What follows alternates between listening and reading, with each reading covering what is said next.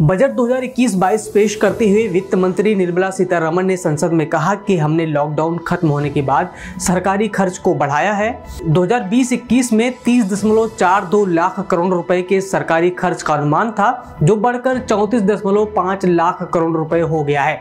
2020-21 में राजकोषीय घाटा जीडीपी का 9.5% है। इसकी भरपाई के लिए हमें 80,000 करोड़ रुपए और चाहिए। इसके लिए हमें बाजार से उम्मीद है। 2021-22 में 34.83 लाख करोड़ रुपए के सरकारी खर्च का अनुमान है। 2021-22 में राजकोषीय घाटा जीडीपी का 6.8% रहने का अनुमान है। 2025-26 तक इसे घटाकर 4.5 करना चाहते हैं। कंटीजेंसी फंड को 500 करोड़ से बढ़ाकर 30,000 करोड़ रुपए करने का प्रावधान किया गया है।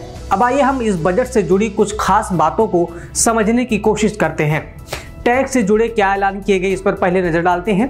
आज़ादी की 75वीं सालगिरह पर 75 साल और उससे ज़्यादा उम्र के सीनियर सिटीजन्स को राहत दी गई है। उन्हें अब आईटी रिटर्न फाइल करने की ज़रूरत नहीं होने वाली है। दूसरा है कि फिलहाल टैक्स रीअसेसमेंट 6 साल और गंभीर मामलों में 10 साल बाद भी केस खोले जा सकते थे। अब इसे घटाकर 3 साल कर दिया जा रहा है। गंभीर मामलों में जब एक साल में 50 लाख से ज़्यादा की इनकम छिपाने की बात होगी, तभी 10 साल तक के केस खोले जा सकेंगे।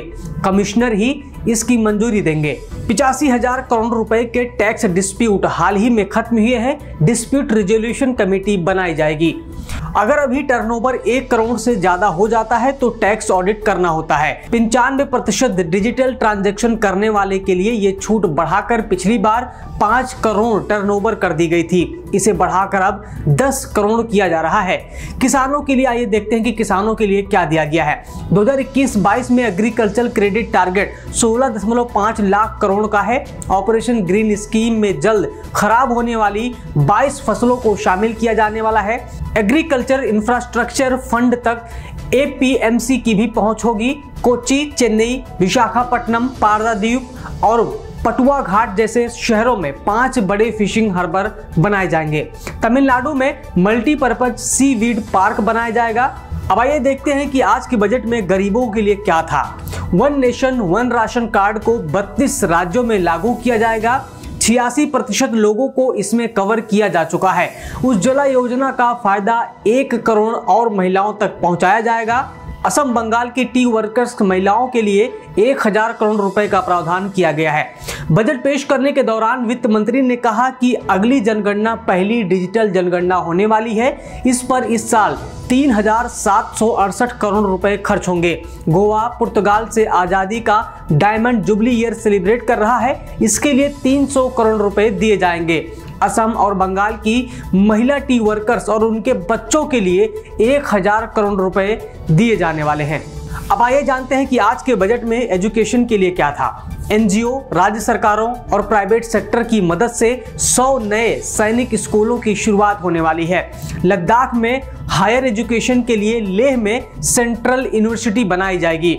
आदिवासी क्षेत्रों में 750 एकलव्य मॉडल स्कूलों में सुविधाओं का सुधार किया जाएगा। अनुसूचित जाति के 4 करोड़ बच्चों के लिए 6 साल में 35,219 करोड़ रुपए खर्च किए जाएंगे। आदिवासी बच्चों के लिए पोस्ट मैट्रिक स्कॉलरशिप भी लाई जाएगी। अब आइए जानते हैं कि सबसे चर्चित मुद्दे हेल्थ के लिए क्या रहा। कोरोना वैक्सीन पर 2021-22 में 35,000 करोड़ रुपए खर्च किए जाएंगे। जरूरत पड़ी तो इससे भी ज्यादा फंड दिया जाएगा। न्यूट्रिशन पर भी ध्यान दिया जाएगा। मिशन पोषण 2.0 शुरू किया जाएगा। वाटर सप्लाई भी बढ़ाई जाएगी। 5 साल में 2.87 लाख करोड़ रुपए खर्च किए जाएंगे। शहरी इलाकों के लिए जल जीवन मिशन शुरू किया जाएगा। शहरी स्वच्छ भारत मिशन पर 1.48 लाख करोड़ रुपए 5 साल में खर्च किए जाएंगे।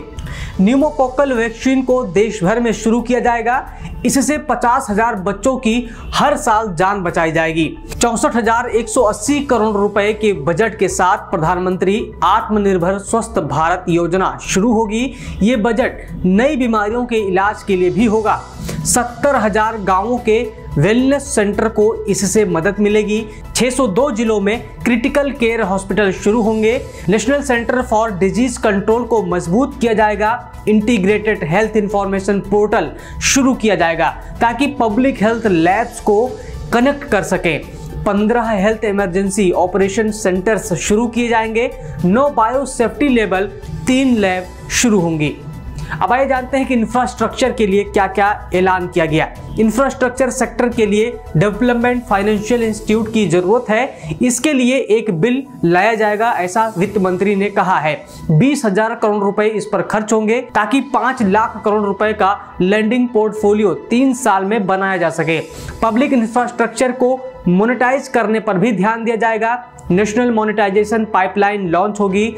नेशनल हाईवेज अथॉरिटीज भी अंतरराष्ट्रीय निवेश आकर्षित करेंगी। रेलवे भी फ्रंट कॉरिडोर को मोनेटाइज करेगी। आगे जो भी एयरपोर्ट बनेंगे उनमें भी मोनेटाइजेशन पर ध्यान दिया जाने वाला है। रेलवे को लेकर क्या ऐलान किया गया है, आइए इस पर भी नजर डालते हैं। रेलवे ने नेशनल रेल प्लान 2030 बनाया है ताकि फ्यूचर रेडी रेलवे सिस्टम बनाया जा सके और लॉजिस्टिक कॉस्ट कम की जा सके। जून 2022 तक ईस्टर्न और वेस्टर्न डेडिकेटेड फ्रेट कॉरिडोर तैयार हो जाएगा। सोमनगर गोमो सेक्शन पीपीपी मोड में बनाया जाएगा। गोमो डानकुनी सेक्शन में इसी तरह से बनेगा। खड़गपुर विजयवाड़ा भूसावल खड़गपुर इटारसी विजयवाड़ा में फ्यूचर रेडी कॉरिडोर बनाया जाएगा। दिसंबर 2023 तक 100% ब्रॉडगेज का इलेक्ट्रिफिकेशन हो जाएगा। विस्टा डोम कोच शुरू होंगे ताकि यात्रियों को अच्छा अनुभव हो।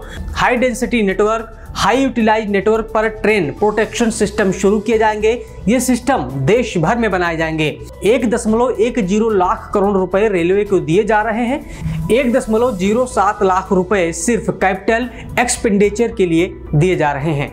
अब आइए जानते हैं कि शहरों के लिए लाइफलाइन कहे जाने वाली मेट्रो के लिए क्या ऐलान किया गया है। शहरी इलाकों में बस ट्रांसपोर्ट सिस्टम शुरू किया जाएगा।